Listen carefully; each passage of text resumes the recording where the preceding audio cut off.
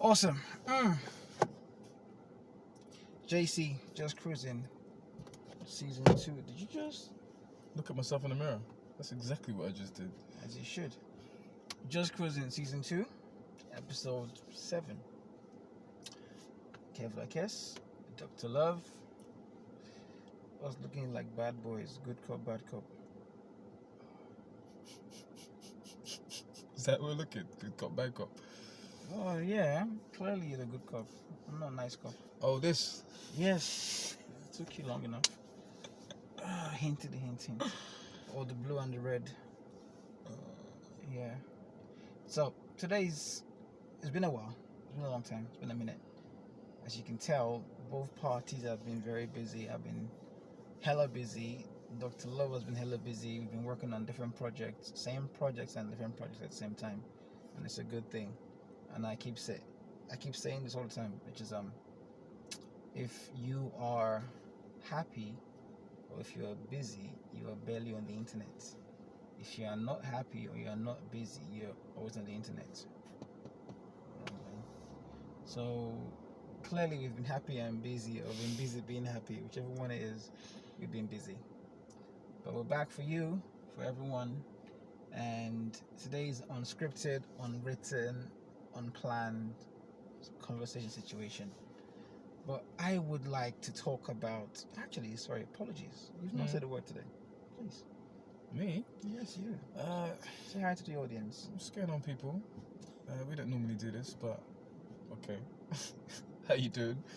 Past month, I was saying to Kez, I took a break from Instagram and Facebook, inspired by a book called Deep Work by Cal Newport.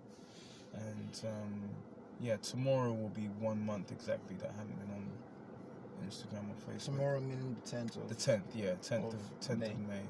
Because 2023. Yeah, 10th of April to the 10th of May. And it's been a really interesting month. I think a lot of positive has come from it. It took me a few days to adjust because I would sort of almost unconsciously go to check, but then I started reading, and I've read like 4 books in 4 weeks. Damn. And I've just had a lot more headspace to think. Like, one of the things I noticed was, and it connects with what you were saying about boredom, we live in a world now where you don't need to be bored ever, but actually when you give yourself the space to be bored, the space to not be stimulated or whatever, then it creates space for things to come in, for ideas to come in, like creative ideas, inspirations, intuitions even, right? Like, you might just get a sense like, oh, actually, let me do this, or let me contact that person. So I've really enjoyed it, and I don't want to go back to it, to be honest. I'm thinking about whether or not I need to. One of the things he suggests in the book is you have a look and you see, did you need it during that time? And did people like miss you? Like, have people reached out to say, oh, miss your content or miss this? And he said, if it's neither, if you felt like you didn't need it and people haven't noticed the difference, then you should just delete both permanently. Oof. So we'll see, but I'm definitely never going back to that kind of unconscious way of using it. Same with YouTube, actually, because I disabled YouTube a couple of days afterwards, and it feels really nice to only use it productively now. Like, I only go on it if I'm going on it for a specific thing. So it feels more like I'm using it compared to like just it using me, I suppose. That's crazy, man. What's that? It's dope. It's crazy in a good way. It's crazy that it's not norm. It's not normal to. Yeah. It's not normal to disconnect or disassociate, because I find it weird. I personally find it weird. Growing up in a generation where I think I was way past my teens before I had a cell phone. Same. Right? So, but regardless, we have fallen into that trap of always holding your phone. Yes. So, just imagine the ones who are more vulnerable than us, the ones who were born into it. Yeah. You cannot tell them, or it's hard to tell them, hey, don't do it this way. You're going this way, it's fine. Just get off it, because it's like your third hand. But the thing is, they don't have any other frame of reference. Like, you and I are fortunate enough that we had a childhood without all of that. So you spent your childhood running around, playing games, playing sports, climbing trees, like really interacting with your physical environment and other people, rather than a screen. And so that was the norm for you. So then you've got that to compare it to, and I just feel this sense of just ease and relief, because it's like I'm also not getting a lot of bad news. Like, I'm not hearing about a lot of things that are happening. I'm in a bit of a bubble. But I really noticed a difference when I go out now, because I see everyone else on their phones, right? Like, I was at one event, and this guy came in with his friend, and they walked in, and they didn't interact with other people. They didn't communicate. They didn't connect with anyone. He was looking around like for photo opportunities for his social media. So he sits down, and he's like, it's almost like a celebrity. Like, he's the main character in his own movie. And this guy's taking pictures, and he's like here posing, here doing this, doing that, and they didn't interact. Great. And it happens all the time. Like, I'll be on the bar, people will come to the bar, they'll be filming the bar. They won't say hello. They won't say, hey, how you doing? They won't say, oh, do you mind if I like film what you're doing? They don't even communicate. They just and there's a complete disconnect from just their own humanity. Right. I did the audition the other day. We did the audition. So we've trained together for a whole day. We've done the audition. We haven't really had the chance to speak. 3 of us are traveling together, and we're on this train, and we speak for, I think, maybe 3 or 4 minutes. Like, hey, how you doing? Da-da-da-da. And then phone's out. And I'm just looking, and I'm like, wow. Like, that's the world now. It's just this. And because everyone's doing it, it's completely normalized. No one goes, this is weird. But I honestly, I felt a kind of, almost an anger. Like, when I started reading again, because I haven't been able to really sit and read for a long time, because I'm just so used to interrupting myself with this device every 2 minutes. But now I can sit and read for like an hour or hours, and I can just feel like all I missed out on. You know what I mean? Especially over the past 4 or 5 years. Just like, what was I doing? Like, should I call that? Should I topic it? The social disconnect. I like that. I like to call it anti-social media. Haha, that's a good one. I like that. The social disconnect is really, really good, though. That's really, really good. Here's why I say that disconnect is I realize that a lot of times we have our days, our lives are led by the media, are led by the news outlets, they're led by just all of the outlets online, and you realize that we are talking about things that happen in Canada, America, this, that, and that. We're not even there. Yeah. We're not even there personally. 1, 2. How did we hear of this? Through our phones, right? We had information, and that sigh happens because you realize when you disconnect and you start to try to reconnect, everything you see is negative news. Yeah. And the negative news makes you look at it. It's the same. It is. It's always conflict. It's beef. It's death. But do you know why though? It's the same negative human bias of wanting to know the bad news so that you can try to fix it in any way you know possible. It could be what? By complaining about it, by sharing it, by giving other people an awareness of what's happening. It's like when you see fire, you don't just keep it to yourself. Right. You go fire. You let one know there's fire. When there's something bad happening, you want to share the news to see if either A, you can fix it, or B, someone in the crowd can fix it. But then you realize later on, the entire crowd is untrained for that situation. And those who can actually fix it are actually in there fixing it. Doing it. So you don't Not talking about it. There you go. You don't even hear, see, or know what's happening about that. And that's what's crazy about it. Look, another business opening. Another black business opening. It's good. I'll go and support it very soon. So, it's not. Is it a black business? It's not. My bad. So anyway, sorry, moving on. So we're talking about the negative bias, right? Now, what's mad about that is you look at it, you want to fix it, but you can't fix it. So what do? You spread it, you share the news to someone who you think can fix it. But it's our human negative bias. We are drawn to things that are bad for us. Every time you go, you look at this. But now what's interesting is, no matter what you have done online, did that thing fix the problem? This is what I was just thinking to myself. It didn't. And exactly. I spent so much time sharing information and doing this and doing that. But and now I just think this. It did not fix the problem right now. 1, 2, not being on that social media system and not knowing there was that problem existing, did that make your life worse or better? my life's been so much better this past month. I'm so much happier. There you go. I've grown a lot. It's crazy. It's absolutely crazy. There you go. I feel like it's the biggest trick that's ever been played on people. And I think one of the reasons it works is somehow they've got people to believe that they're missing out if they're not on it.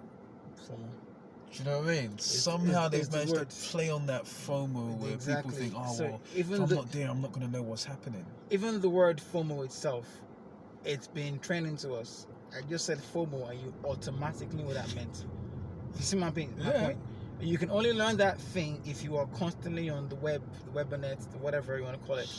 The web internet, webinet, right? FOMO. Everyone today knows it's called fear of missing out. I thought it was like like a mascot for a bed company. You know, you saw this 80s TV programs. FOMO. Yeah, say, we memory have foam. Yeah, we have big foams, small foams, and look at our mascot, FOMO. It's just a little Scooby-Doo-esque foam going rah-ree-rah-rah. You understand? That's what, when I first heard FOMO, I was like, that's a nice mascot name for a bed company. But no, it's okay, cool. Moving on. I have this thing on mascots. They when it comes to businesses, they're very good. Yes. If you have a thing that you need to draw people into it, you need a mascot that is designed in the shape or form of said product you're selling. Compare the market with the meerkats. There you go. For example. Compare the meerkat. There you go. Dunlop with the Michelin with the tires. It's everything is a mascot. Everyone's a mascot. But anyway, that's our negative bias. So we want to fix it. If you can't fix it, we want to share it. Someone has to fix it.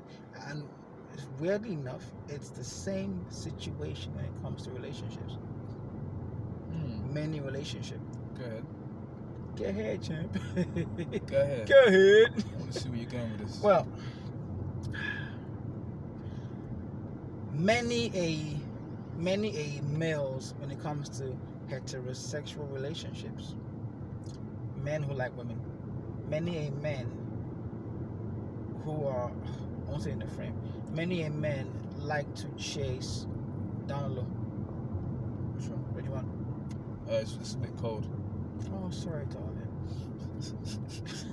Many a men like to I go was for. working at a gay bar on Sunday, man. I got called darling so many times. You're Jesus welcome. Christ. It is what it is. Go So, on. many a men are drawn or attracted to many a woman who are, for lack of a better word, damaged. Oh, wow. Women who are problematic, who have issues, who have problems. Do you know why? Because the unconscious male programming, which is what? Procreation, protecting, and producing. Go on. The unconscious male programming is drawn to that, which is, I want to provide for her. I want to protect her. I want to help her, protect her, heal her from herself. Oh, she's not what's the word I'm gonna use? Sounds so cynical, but you know, she's a rose in a concrete world. It's not her fault that these things happen to her. All she just needs is a second chance, and I'm going to help her Da, da, da, da, da, da. Captain Saver. Yeah, Yeah. Prince Charming, Prince Charming. White Knight, Yeah. Knight in shining armor stuff. The Rescuer. the Rescuer. Well, it happens. It happens so often because I've been there. I'm about to say that because a lot of men have those. I think every man has those traits. Every man, and every man has been in. Right. Okay. Oh God. I don't like using these words, but I'm going to use the words. Alpha, beta, simp situation. Right. So you have the Sigma as well.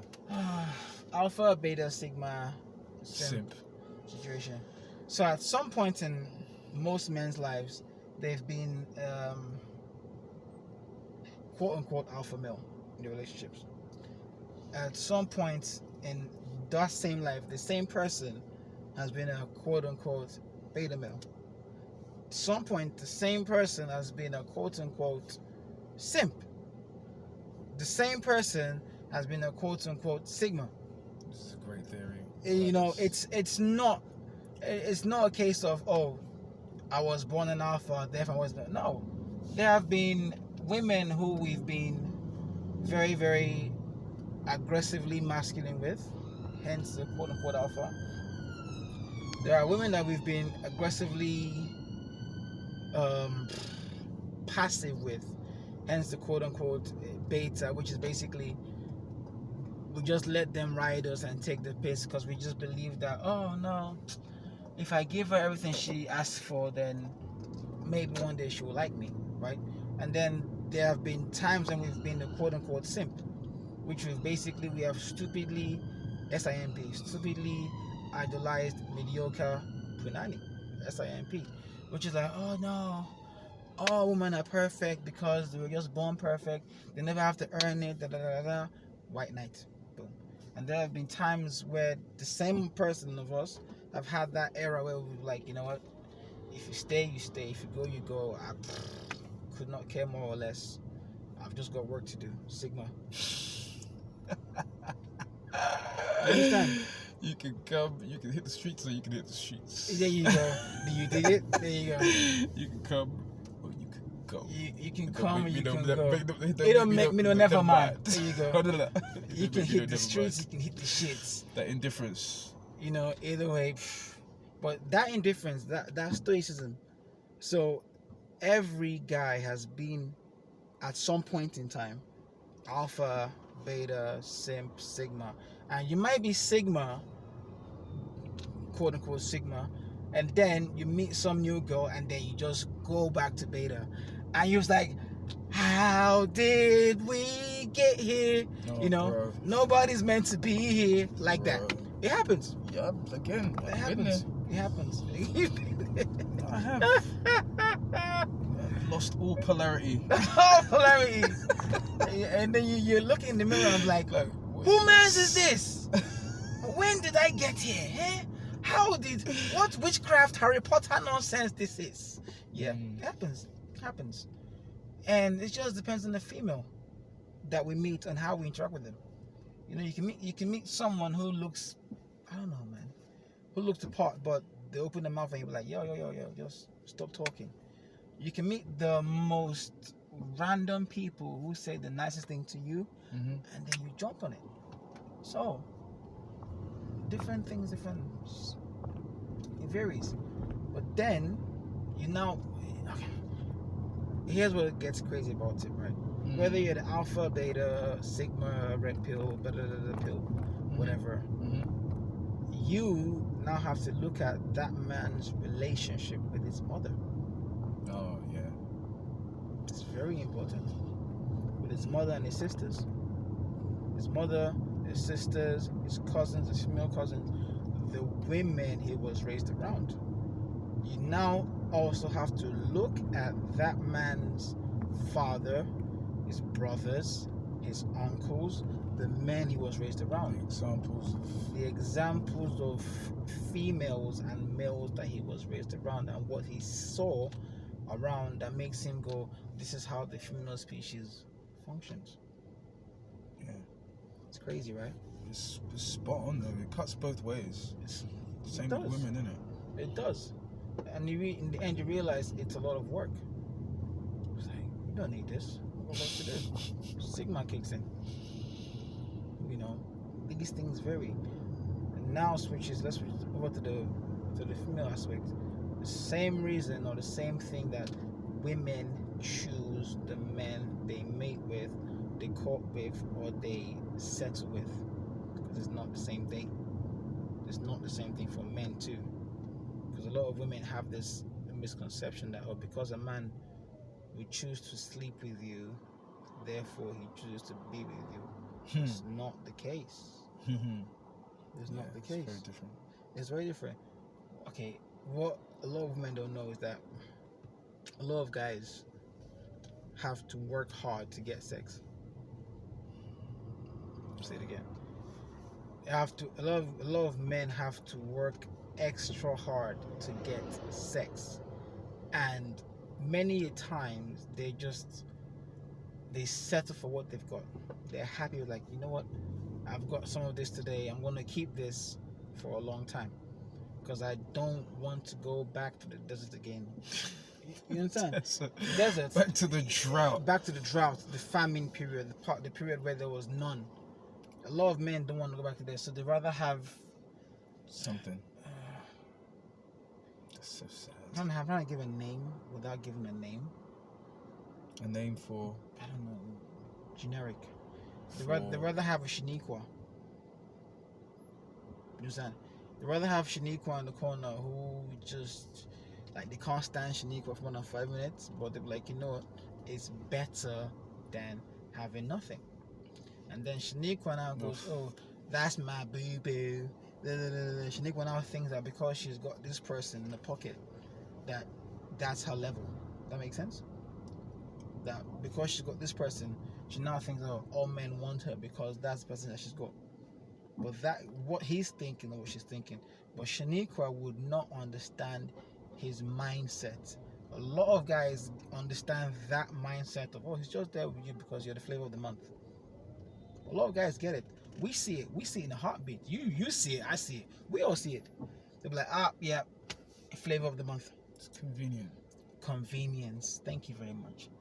That's it. It's convenient. If I don't want this, but if I let go of this now, I might not find anyone like this in the next 2 or 3 or 4 months.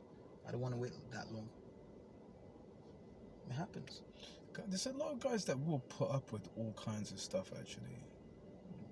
Exactly. Just because, like, I was talking to a guy a while back, and he did that thing that guys sometimes do. They're like, yeah, have a look at this picture of this girl. And I was like, okay. She was pretty as well. I was like, okay. And he said, oh, but you know what? She's such hard work. She's like, her attitude is just awful.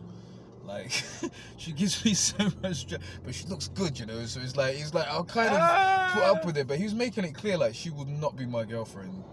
We're not having a relationship like that. But like, she does not know this. She probably doesn't know that. So she thinks she's the one. She probably thinks, yeah, she's the best in sliced bread. But he's like, oh, please, I can't wait to. Yeah.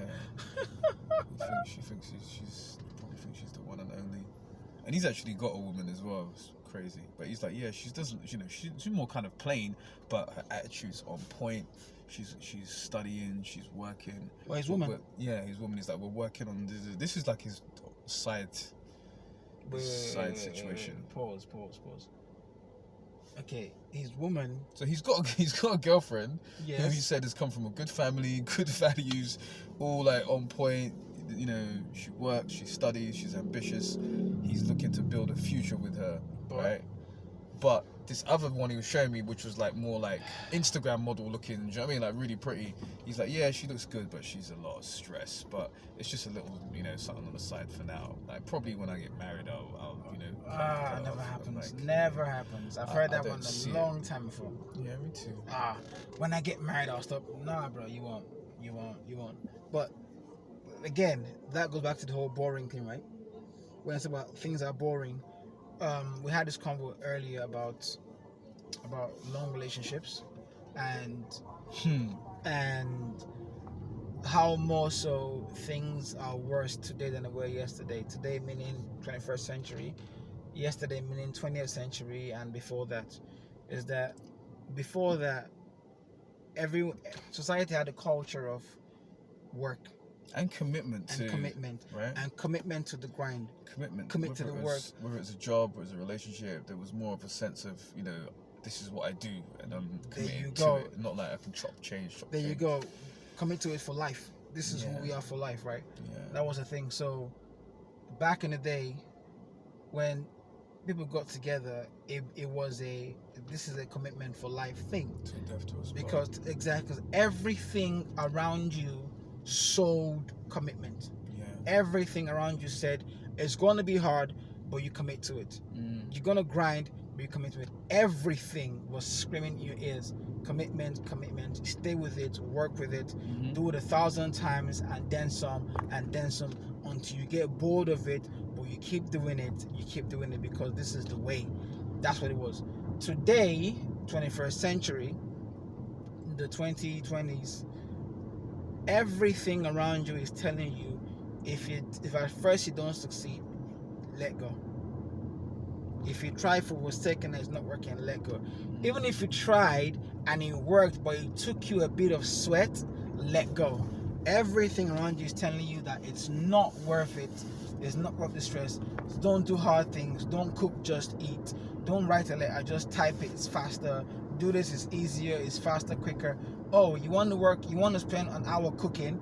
How about this? I'll make it easier for you. Give me £10, I'll cook for you. Boom, easier. Yeah. You understand? You want to do blah, blah, blah. How about this? I'll make it easier for you. Do this, boom.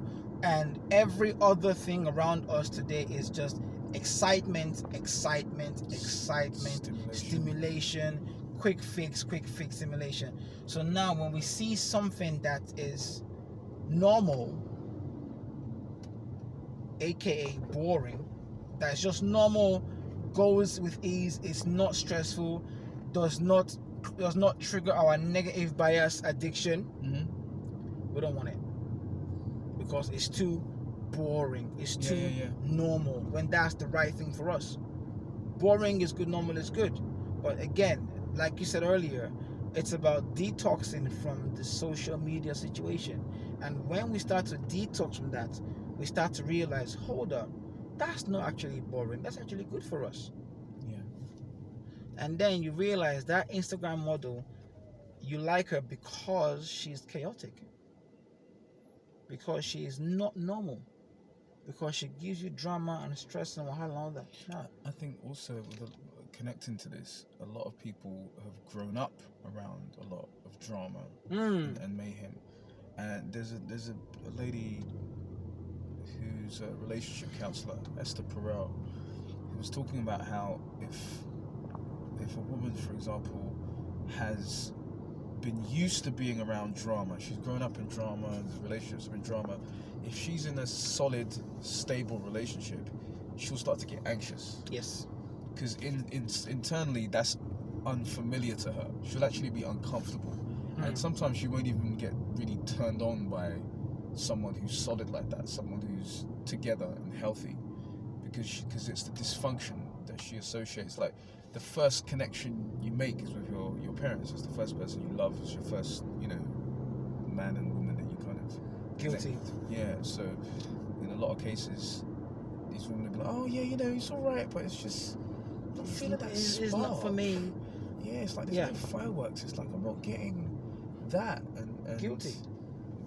Dude, I understand it because I've been in long-term relationships, and the ones that were like fire didn't sustain, man.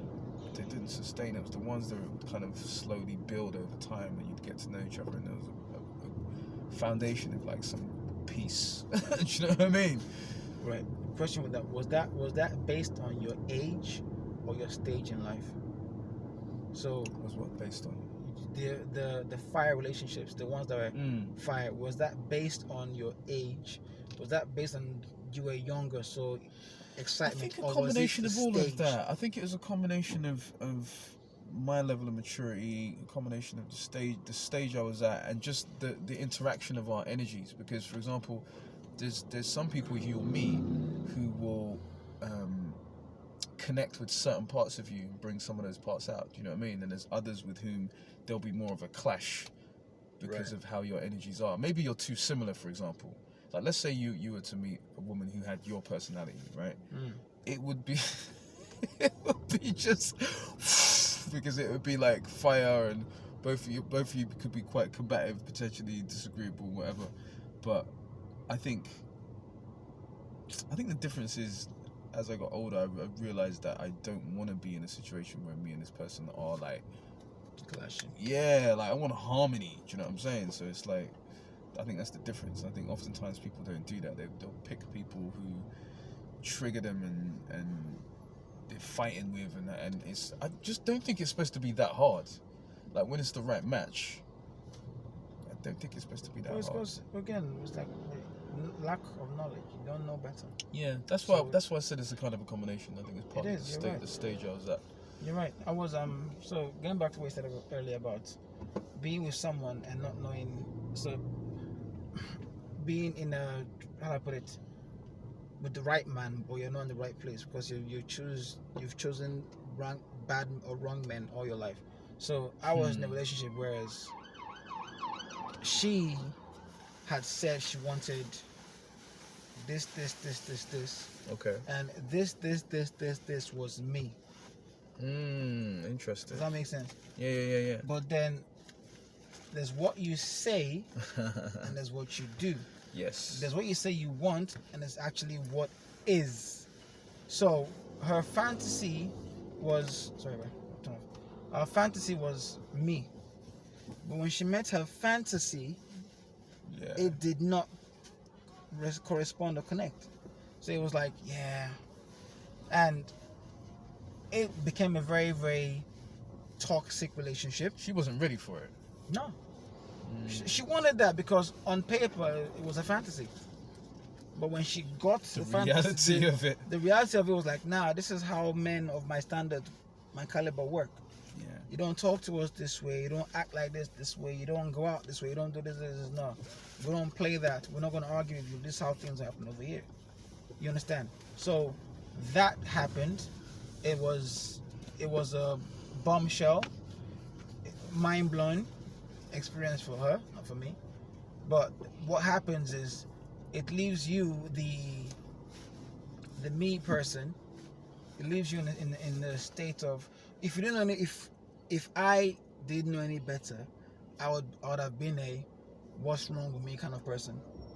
Is it me kind of person? Yeah. Am I not good enough kind of person? You understand? But I'm Kevlar Kess. I'm freaking awesome. Like, I know what I got.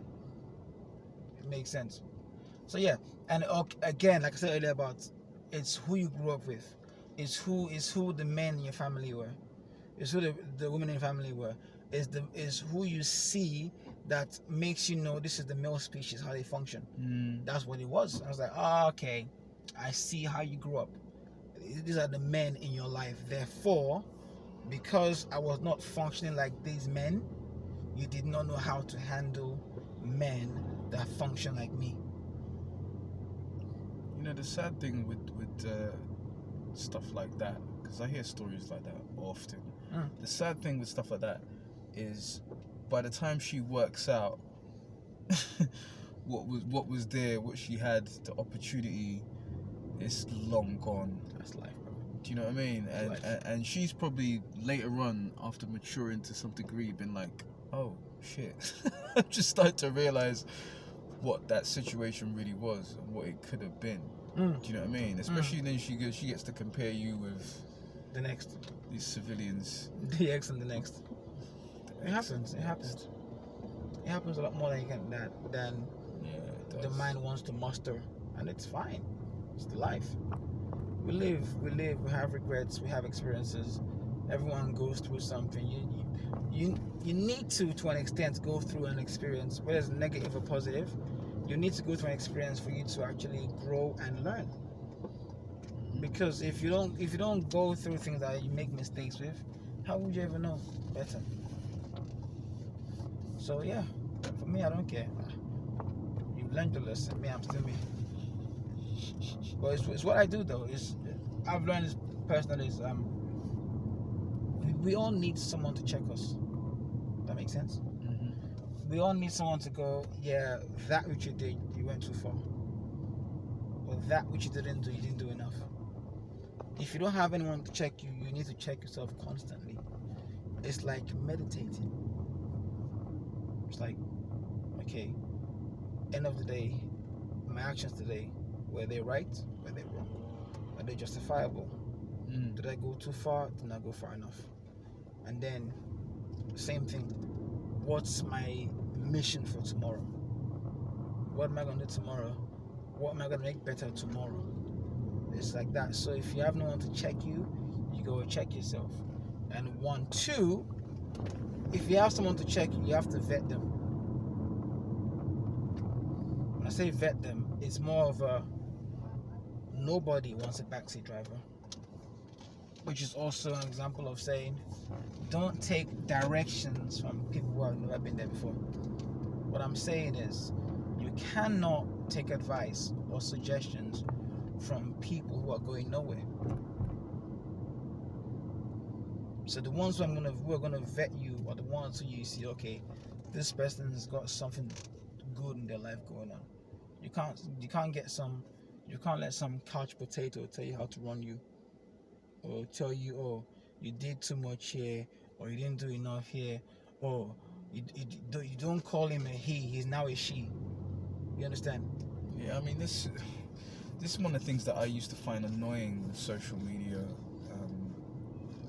was that you'd see all these, what do they call them?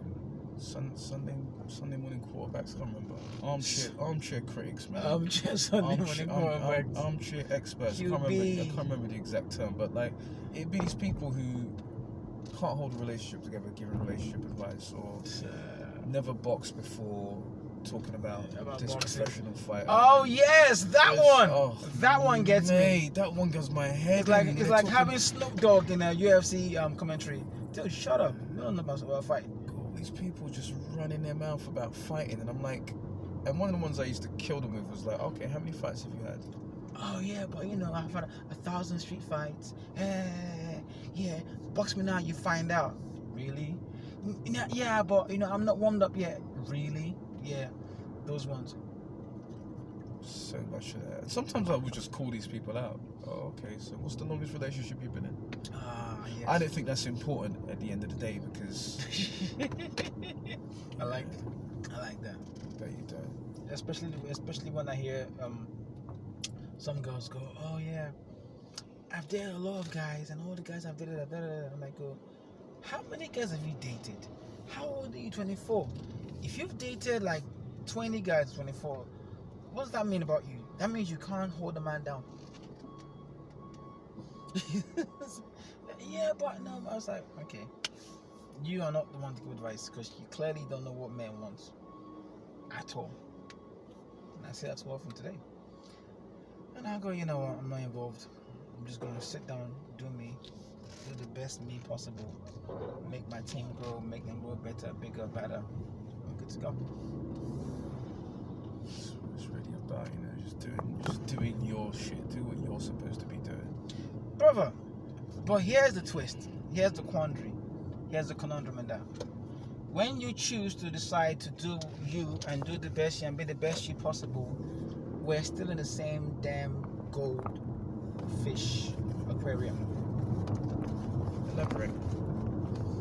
You can be the best you possible, but you can't live on an island by yourself. Okay, I hear that. You're still part of a community. Yes, it is a problem. Which means that you're going to rub shoulders with other people.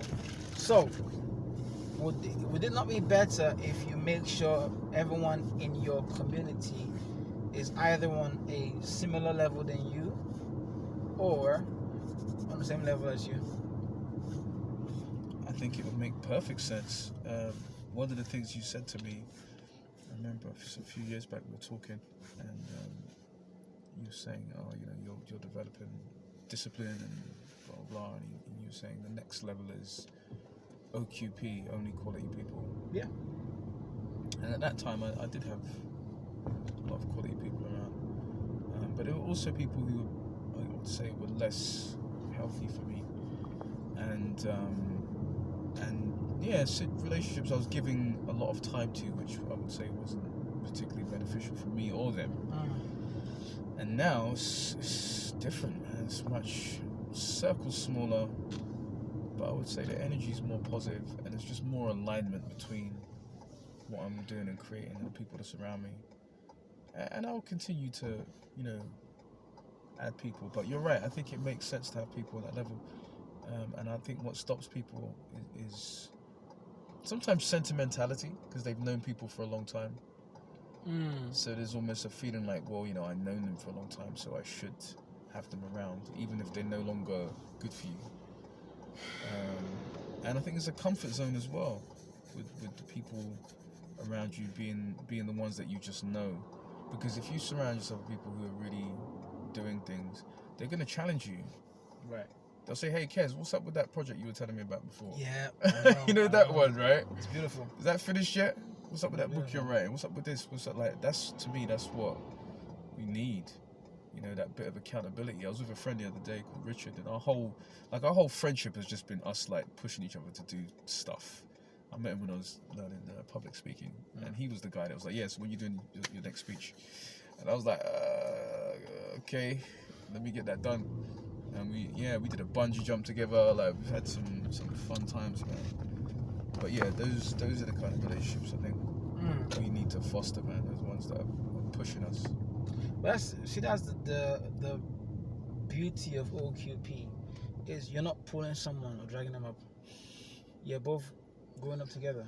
And the thing about that is, the moment you start to recognize those ones, when you start to have the ones around you who you are constantly growing together, those who don't want to grow, you automatically dismiss them.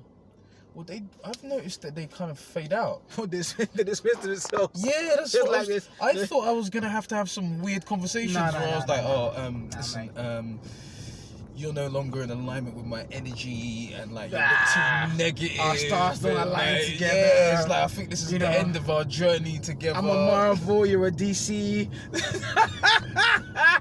You like cats, I like dogs. Like, do you know what I mean? Shit. I like that. Yeah. I thought that you're a Scorpio, I'm an Aries. We're just not meshing. I'm Jupiter rising, and it's just oh gosh. John Carter from Mars, Jupiter rising. We're just not blending. You're Android, I'm iPhone. But you're R2D2, I'm John Wick. It's not mixing. Does not compute. But no, honestly, I find once your energy locks in like that, they kind of, it's like on an energetic level. It sets itself. They just know That's funny. It's not that. It sets itself with so much ease. Like, yeah, it's fine. It just blends. Because I think I said that to you a while back. It's like one of the best things you can do with people is, especially people who are who only feed off you, as in your energy. You can't just say, okay, you know what, I'm not going to talk to you anymore. You just don't do it. Because if you are going to say to them, oh, you know what you've been doing for so long, you've been doing this to me, taking from me, blah, blah, blah, you're only feeding to more chaos. Because what's the reaction you're going to get? Oh, no, it's not true. Nobody in the history of evil says they're evil. Nobody in the history of bad says they're bad. Nobody's bad, remember? Everyone has, whatever they're doing in their own selfish mind is good intentions. People will never see the bad they do or the harm they do to others. It's not going to happen. It's not going to happen. You know what that reminds me of what you just said, right? About not giving energy. It makes me think of how many times have you seen people do this big announcement about how they're leaving social media? Oh, I'm gonna go, bitches. Sorry, so like I know this is like might come as some surprise because I spent a lot of time on this platform. I'm gonna go for 6 months. After some thought, I'm gonna be leaving social media. Like it's no longer what I thought it would darling? Be. And call me. Yeah, and all these people messaging, oh, we've really loved having you on here, man. Hope you do come back and take the time you need. Oh, please. And you're like, yeah. And then like 3 weeks later, I see their posts popping up again. It's like I didn't say nothing when I bounced. I just bounced. I had a couple of people message me, but it's like you said, if you've decided to give less energy to that, that's it. then just give less energy. It's so refreshing when you realize that in taking away your energy from that which was negative, even if it's like 1%, you realize that you have a lot more things to do. You have a lot more life to live. Oh, there's so much to do, man. There is So much to do. There definitely is. I mean, you walked into the gym today, and I was like, she knackered, but knackered or not, I'm on a positive route. I'm still going forward. Yeah, and that's good. That's beautiful. That's a great thing. the thing is, when you take your head out of that online space, you realize there's so much just life waiting.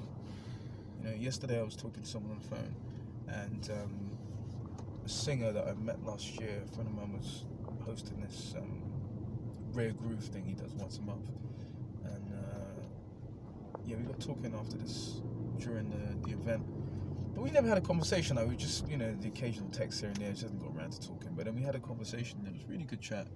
And she mentioned some festival happening, and I was like, festival? She's like, yeah, it's gonna be a festival, it's gonna be arts, it's gonna be poetry, and I was like, oh, okay, cool. And I hadn't heard of it, and I wouldn't have heard of it without having that conversation. Yes. And when you're not on those platforms and you're just out and you're interacting with people, all these different possibilities and doors open up. You know, through the audition process last week, I connected with a guy who actually trains in Elephant and Castle, and he and his friends are always like working on like fight choreography. So he was like, yeah, just come down anytime. I'll work in the daytimes. You know, I'm free in most daytimes anyway, because I work for myself and I have a lot of time. So just give me a call and we can do some stuff. And then, you know, I met another guy, and this guy's a dancer, and he was telling me about some project he was on, and he was like, yeah, you know, it's like 5 months on this film, he's getting paid $5.50 a day. And I'm just like, what?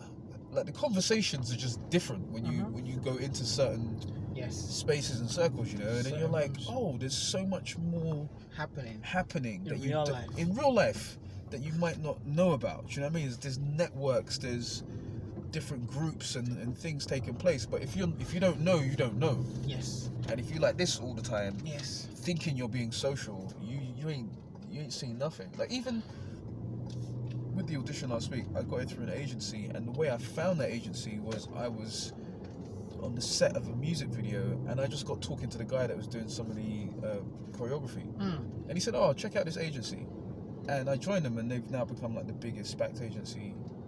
And it was just a conversation of like a minute. Because you know how to socialize a person. Remember, your era is not the phone era. It's the talking in person era. It's the talking person. That's the real shit. I had a situation like, a fortnight ago, someone came to my gym, and the conversation he was having with us at reception was like, oh, I checked you guys' social media. You're not social media heavy. You should be posting everyday videos, morning, noon, night. And I go, first off, you've not checked my social media, because if you did, you'd have seen that for like 3-4 years. All I did was morning, noon, night posting. All kinds of videos, advice, blah, blah, blah. You've seen it. I've been everyday posting. And I realized one big thing is the most active people in my physical life are the least internet present people out there. Yeah. A lot of what's happening in my personal life has nothing to do with the interweb. Nothing at all. That's right. Nothing at all. And a lot of people who are on internet, just online, have never in their life met me. They've never in their life met me in person. Never ever in person met me. Yeah. You know, and it's crazy because it's like, dude, Virtual I get more work done offline than online. Me too. You know, I can post one thing, get 100 likes.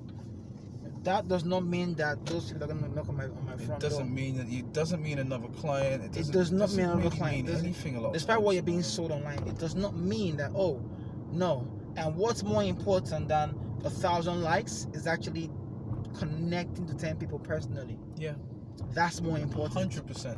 Personal 100%. connections, as in just talk to a person, you get the vibe right there. You cool, I'm cool. Yeah, let's do this. That's more important. It's completely different. I've posted stuff where it's, it's got 1,000 likes or whatever, and how many views and yada yada yada, but it doesn't translate to anything. Like, I don't even get new followers. It's not a currency. lot of times.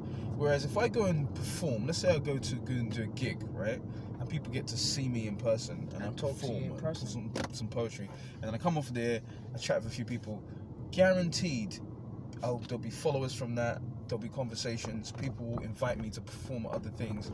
It just opens up doors, because that's real connection. This kind of virtual stuff, it's kind of meaningless in most instances. I mean, there's maybe one or two friendships I've created from those platforms that I would say I'm like, yeah, one or two like real solid things. But for the most part, it's kind of, it's almost like a convenient thing. Like, oh, it's cool, you're here, I'm here, this is nice, yada yada yada. But you don't really have real conversations. You don't talk on the phone. You don't meet up. In most cases, there's some exceptions, but you know what I mean. You know how I see it as, it's kind of an illusion. Man. It's like you see when you just like you're in the ocean, but we're all on different islands, right? So there's this island, there's that island, islands around there. So when I see the Instagram, Twitter, Facebook thing, it's like, okay, so this is my island. That person's on that island over there. I can't get to that island. I haven't got a boat. He hasn't got a boat to come to me either. Or basically, he's not bothered to cut trees down to build a boat to come towards me, and vice versa. But I know they're still alive, because why? They wave at me, say, hey, buddy, and I wave back. That's it. That's how. I like that analogy. That's how I see the whole media thing. Oh, you're still alive. Funny. Wave, hey, buddy, yeah. Hey, that's it. But we're not gonna get on the boat and come over and go, hey, let's hang out. No, that's we're not. what I'm saying. It's like it's like a reassuring thing almost. Like, let me secure my islands right here. I can wave at you from afar, but this is more important right now. That's how I see it. If that makes sense. That's a great analogy, man. That's a great analogy. It's like, no, I don't really want to like hang out with you. Just want to say hi from afar. I just want to say hi from afar, man. That's it. And when I see that, I respect that. So if on any given Tuesday, any given Sunday, that person chooses not to wave back at me, I'll be like, I'll just keep building my stuff. I'm not gonna go, hey citizens, look, they didn't wave back at me. Does that mean we're cancelled now? We've got to build here, bro. We have to keep fortifying our island. That's how I see it. But we're from a different cloth, different breed. It's just like a really good trick. It's a great trick, though. It's such a good trick, because it's also tailored to you as well.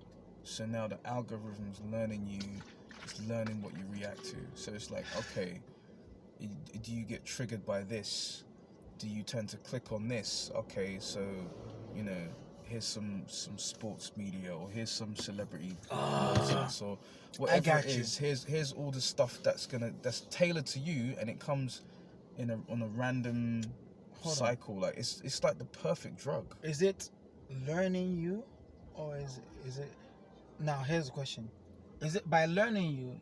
Is it now preempting your next move, your next 10 moves, or wait for it, or is it now creating a move for you in the future by making assumed or suggestive preemptive moves step by step, bit by bit, that makes you think this is your decision, but it's decided for you and has now created an illusion of choice for you? I think you. Does that make sense? Yeah. I think so. For example, and then it programs you, man. There you go. So I got you. So, example. I mean, I don't know if you can tell, but I'm black. I'm African descent. I know. I'm not sure. Just asking because. When did this happen? I don't know. I had to come out a few days ago and say, Mom, Dad, I have something to tell you. I'm black. Hey, my son, you are black. Hey, Jesus.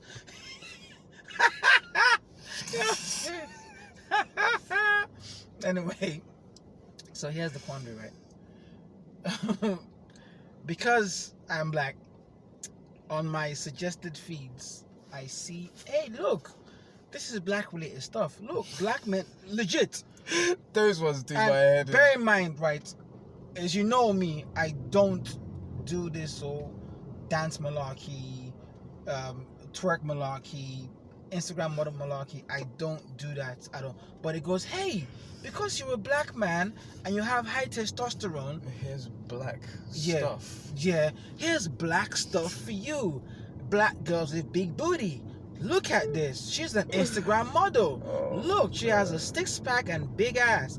You must like this because you're a black man. Don't like it. Okay. Oh, okay, fine. Here's this. I've got black girls twerking. Nope, thank you. Not interested. I want to see the fight videos. No. Come back here. Look, legit. I type in hashtag MMA, hashtag BJJ, hashtag boxing, like that. And they go, hey, look. No, don't look at that. Look, black men dancing like girls. No.